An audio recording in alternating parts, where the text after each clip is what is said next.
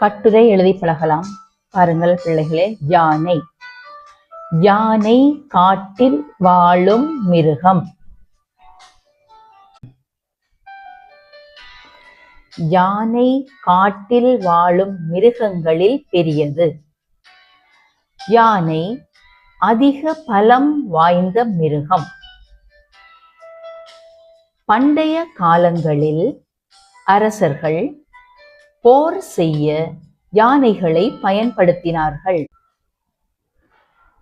முந்திய காலங்களில் பாரம் தூக்குவதற்கு யானைகளை வைத்தே வேலை செய்தார்கள்.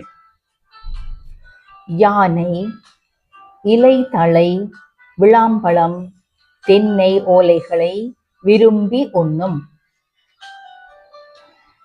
கோயில் திருவிழாக்களில் யானைகளை அலங்கரித்து ஊர்வலத்தில் பயன்படுத்துவார்கள். யானையின் காதுகள் சுளகு போல் இருக்கும். யானையின் தந்தம் வெள்ளை நிறமானது. யானை தந்தம் விலை உயர்ந்தது. யானைகள் அரச உடைமையாக கொள்ளப்படுகிறது. அதனால் தனிநபர்கள் யானைகளை வளர்க்கவோ கையாளவோ முடியாது. அது தண்டனைக்குரிய குற்றமாகும்.